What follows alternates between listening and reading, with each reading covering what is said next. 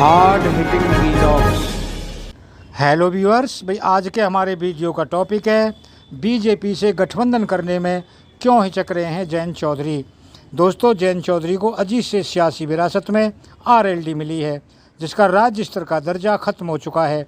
जयंत के सामने सबसे बड़ी चुनौती पार्टी को फिर से राज्य स्तर का दर्जा दिलाने की है। सूत्रों के मुताबिक जयंत ने गठबंधन की पहली शर्त सीटों की ही रखी है।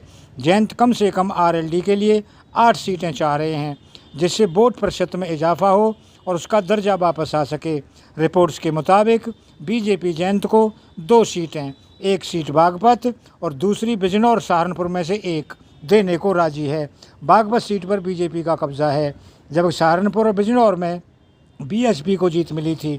बीजेपी जयंत को केंद्र में मंत्री बनाने के साथ साथ उनके एक विधायक को यूपी कैबिनेट में भी शामिल करने का प्रस्ताव रख रही है, जिसे जयंत ने ठुकरा दिया है। सीट पर पैंच फंसने के साथ ही बीजेपी के साथ नहीं जाने के पीछे एनडीए के घटक दलों की स्थिति है। बीजेपी से गठबंधन कर चुनाव लड़ने वाली शिवसेना, जेडीयू और आरपीआई 8 वाले पहले की तुलना में अधिक कमज़ोर हो गई हैं। आरपीआई को तो 2019 के चुनाव में लोकसभा का सीट भी नहीं मिल पाई थी। वहीं बिहार चुनाव में जेडीयू ने पीठ में छुरा घोंपने का आरोप लगाया था। दोस्तों, राजनीतिक जानकारों की माने तो मुजफ्फरनगर दंगे के बाद आरएलडी के पाले से जाट भी छिटक गया था। 2014 और 2017 के चुनाव में बीजेपी ने जाटलैंड में बड़ी जीत दर्ज की थी। 2019 में भी आरएलडी बागपत और मुजफ्फरनगर में जीत दर्ज नहीं कर पाई थी। इसके बाद जयंत ने भाईचारा अभियान की शुरुआत की। किसान आंदोलन 2020 के बाद जयंत की किस्मत पलटी और जाट उनके खेमे में आ गया। उधर भाईचारा अभियान के जरिए जयंत ने दलितों और मुसलमानों को भी एक साथ लिया। 2022 के चुनावों में जयंत और समाजवादी पार्टी गठबंधन ने पश्चिमी यूपी के कई जिलों में बड़ी सेंध लगाई। वर्तमान में आरएलडी के 2 विधायक मुस्लिम हैं। हाल ही में खतौली हुए उपचुनाव में मुस्लिम, जाट और दलित समीकरण के सहारे जयंत ने बीजेपी को मात दी थी। दोस्तों, ऐसे में जयंत को डर है कि बीजेपी के साथ जाने से वे सिर्फ जाटों के नेता रह जाएंगे और सभी कौम को साथ ले जाने की उनकी रणनीति पर पानी फिर जाएगा। जयंत को अपने दादा की तरह इस समीकरण को बड़े उलटफेर की उम्मीद है। दोस्तों, चौधरी चरण सिंह अजगर, आ मीन्स अहीर, जा मीन्स जाट, गा मीन्स गुर्जर और रा मीन्स राजपूत और मजगर यानी कि मुस्लिम, जाट, गुर्जर और राजपूत फार्मूले से न केवल यूपी बल्कि पूरे देश की राजनीति को प्रभावित किया था।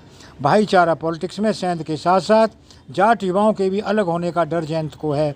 सीएसडीएस लोकनीति के मुताबिक 2022 के चुनाव में समाजवादी पार्टी गठबंधन को पश्चिमी यूपी में 33% जाटों के वोट मिले थे। जानकारों के मुताबिक किसान आंदोलन के बाद से ही जाटों में युवा वर्ग जयंत के साथ चला गया था। पश्चिमी यूपी में जाट करीब 18% हैं और 10-12 सीटों पर सीधा असर डालते हैं। आंकड़ों की बात की जाए तो मथुरा में 40%, बागपत में 30%, मेरठ में 26% और सहारनपुर में 20% जाट हैं, जो किसी भी समीकरण को उलट पलट सकते हैं। दोस्तों, वर्तमान में पश्चिमी यूपी से बीजेपी के 4 सांसद जाट समुदाय के ही हैं। जाट नेता संजीव बालियान केंद्र में मंत्री भी हैं। पिछले चुनाव में बीजेपी जाटलैंड की 7 सीटें बुरी तरह हार गई थी। इसमें सहारनपुर, बिजनौर और अमरोहा शामिल है। दोस्तों, वही 3 सीटों पर काफ़ी करीबी मुकाबले में बीजेपी को जीत मिली थी। मेरठ से बीजेपी के राजेंद्र अग्रवाल सिर्फ 4700 वोट से चुनाव जीते थे। मुजफ्फरनगर में संजीव बालियान की जीत का मार्जिन भी 7000 से नीचे था। ऐसे में बीजेपी इस बार कोई रिस्क लेना नहीं चाह रही। जाट अगर इस बार विपक्ष के पक्ष में चला गया तो यहाँ खेल हो सकता है। दोस्तों, अगर आपको वीडियो पसंद आया हो तो चैनल को सब्सक्राइब करें, वीडियो को लाइक करें, ज़्यादा से ज़्यादा शेयर करें। आप लोगों का बहुत बहुत धन्यवाद। Thank you very much.